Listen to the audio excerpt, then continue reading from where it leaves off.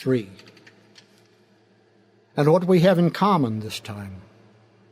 Conceived and born in the belly of the beast, the middle of that American century, when the oily art of public relations was being perfected in the marketplace after 40 years of field trials of its propaganda prototypes.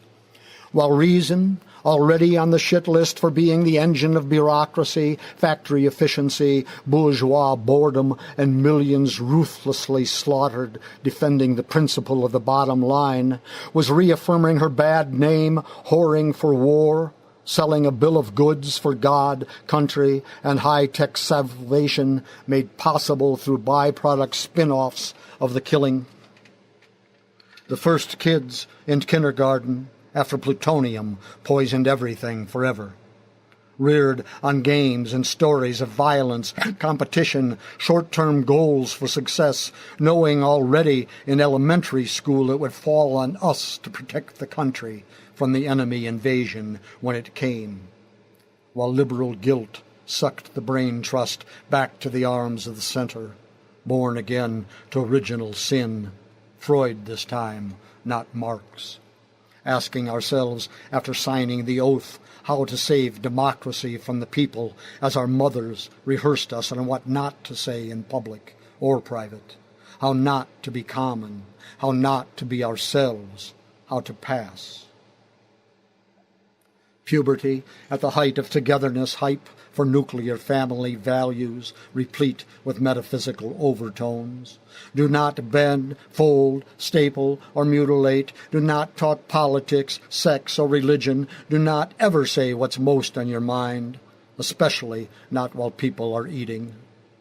Uniformity called unity, conformity a patriotic duty, to counter the rising rate of suburban divorce, the rising red star circling the earth, the rising hemlines on unwed mothers-to-be.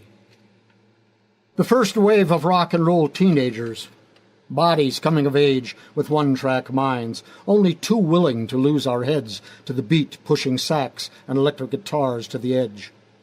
A little ashamed our fathers were working class in the land of opportunity, but street smart before we were old enough to drive. Picking up from 45-per-minute revolutions of radio rhythm and blues whatever wisdoms we thought we might need to know while starting to understand the score, to feel the switches in scale, tempo, key, and timbre, the nervous response to high fidelity becoming a metaphor for our longing. Matriculated when the older guys in class were there on the GI Bill, back from their slog in the recent big money, unimpressed by the beatnik dress and diction we wanted taken for existentialist attitude, using words like being, essence, nothingness, and existence as if we knew what we were talking about, judging everyone, not least ourselves, by turtleneck condemned to freedom standards. Miles, Monk, Bird, Coltrane, Diz, the inclement weather we lived and loved in.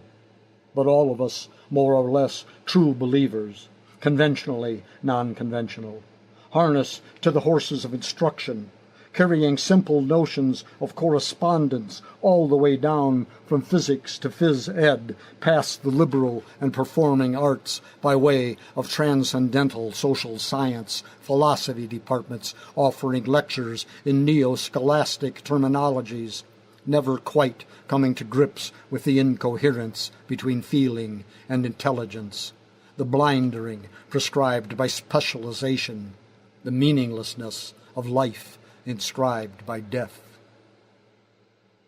Detached from time and committed relationship by bursts of impulse image technology, enrapturing our single, separate persons, listening to the heart's syllables, the snake beginning to uncoil there, starting that early to read between the lies, bear the costs of conscience, and not let government of, by, and for the smug goad us into the market they said would provide the goods that God, being dead, no longer can.